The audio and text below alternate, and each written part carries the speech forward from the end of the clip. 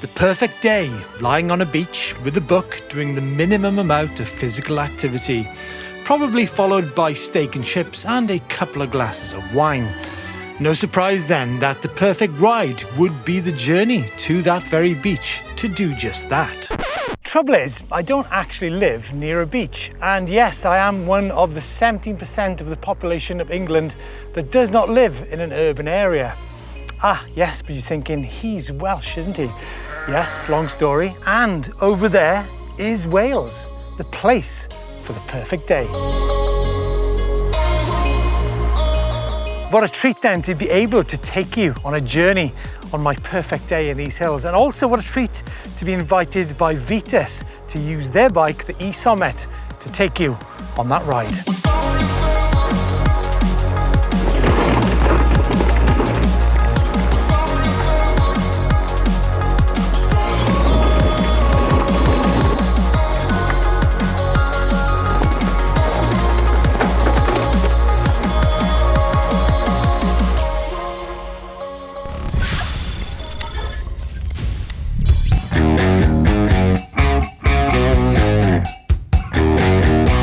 Wow, views. Who doesn't love a good view, eh? And I think that's got to be #1 on my list for the perfect day EMTB ride. What I love about EMTB is the fact that I can be sat here now and think, well, do you know what? What's it like over that side of the hill? And I'll just simply ride over that side of the hill and look back the side. And it's that spur of the moment stuff, that spontaneity, which I think is great about EMTB. And I mean, I'm quite lucky the fact that I live in a beautiful place. I can just go out my door and yeah, these hidden valleys, I love them so much. Many EMTBs now give you an option for range or power for such moments. And in the Shimano EP8 on my ride for the day, the Vitus E-Sommet allows you to define between two presets. Today's preset is power. It also has the range capability to match with a huge 630 watt-hour battery that is easily removable.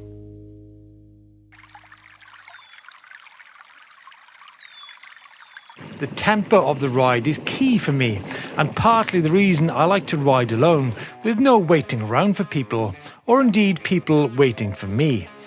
I like to go at it pretty hard too, with some infrequent stops. I think this whole idea of further, faster, longer is a great one. E-bikes are very much time machines after all.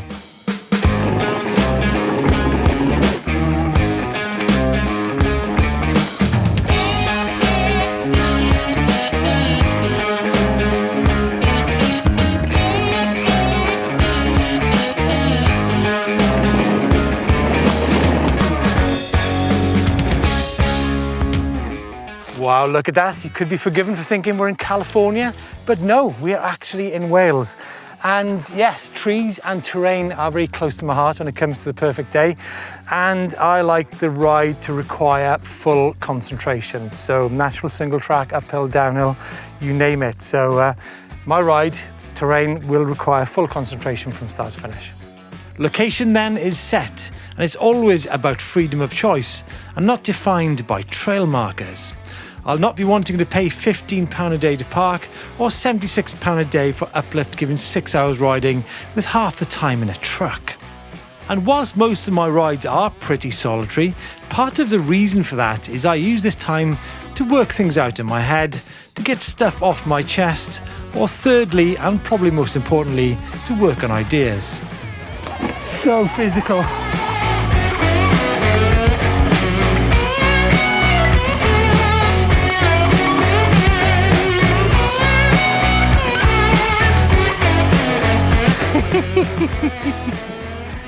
Now, uphill tech climbs, probably one of my favourite parts of EMTB. Trying to do things that you definitely wouldn't be able to do on an MTB. So, on a climb like that, I'm looking at my line choice, and I'm also thinking, got to do it in one go, got to do it without putting my foot down, and I'm actually constantly thinking about my body position on the bike, how the bike and the motor and the mode and the tyres is reacting to, you know, like I said, a climb which you definitely be pushing on an MTB. Now, what aids you getting that balanced position is the geometry and the sizing.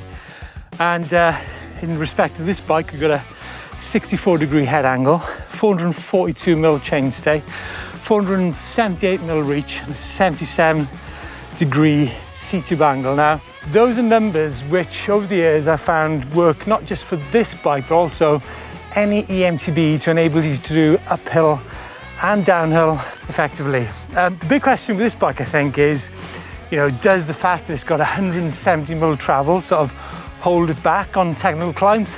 Not in the slightest. You can go uphill as well as down.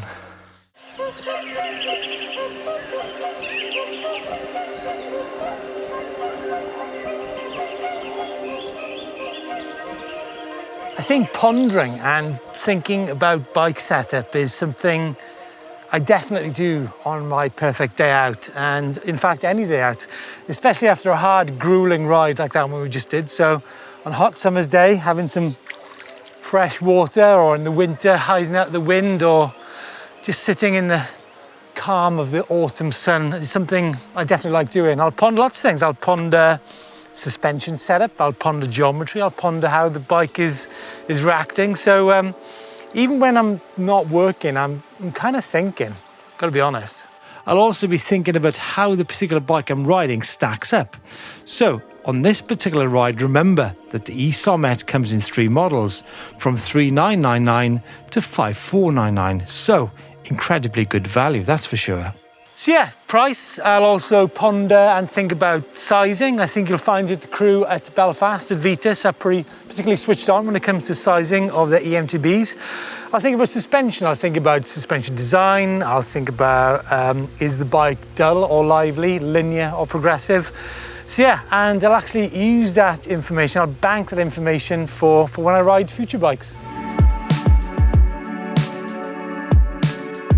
I mean, why have I got this box? This is a less than perfect day. I mean, why is it that people look at you as if you're an alien if you ask for a sausage and bacon sandwich at 2 o'clock in the afternoon? So, like I said, less than perfect. I've got a ham, cheese and mustard. Not bad, but not perfect. Oh, after.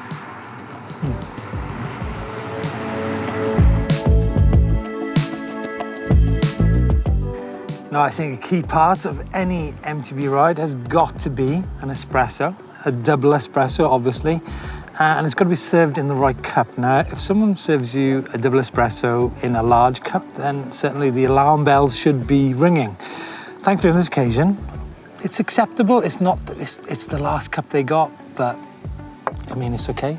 Maybe a piece of cake. Matt's got a bit of chocolate cake, and I've got a bit of lemon drizzle. Shouldn't really, but you know what? Did a bit of effort today.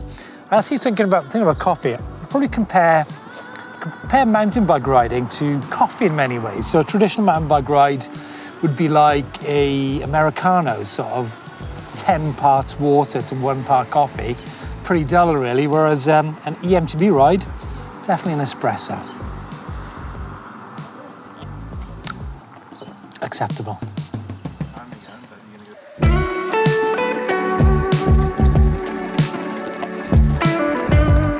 Post-lunch, why not half an hour of double track climbing? Because let's face it, not everybody is as antisocial as I am, and I think that's the great thing about on e-mountain bikes is that you can climb, chat to your mates, and yes, whilst single track climbing is my thing, I'm not averse to a bit of double track now and again. But where that double track ends is where my fun just starts.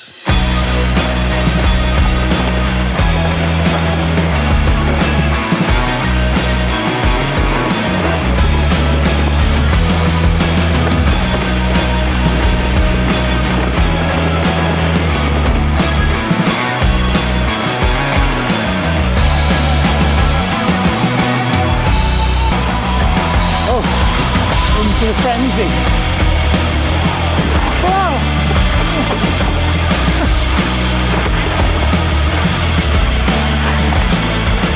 Definitely a jigsaw puzzle, isn't it? Chaos and unpredictability, I'd say. I'm glad I got a Zeb fork and 4-pot brakes and the old Assegai tyre here, that's for sure. Whew. But to be fair though, if you did ask me what is my perfect day, I do love this kind of madness where there's no manicured surface trails or berms or jumps or anything. It's just literally, it is literally chaos. And so, having come from a downhill background, I'm constantly engaged in the setup of a bike. Again, I'm thinking, does it hold me in corners? That's about suspension, chainstay, bottom bracket. How is the balance of the bike? And we've seen in the E-Sommet a bike that is super capable on the ups, and on the downhills, well, this bike is a fly machine. And fly we did, up, down, along and across. In 4 years, Vitus have very much captured the imagination of so many people and enabled adventures just like these without having to break the bank. But on that note, it's now time for me to find some refreshments, a simple recharge and go again. There might even be time for a cheeky beer.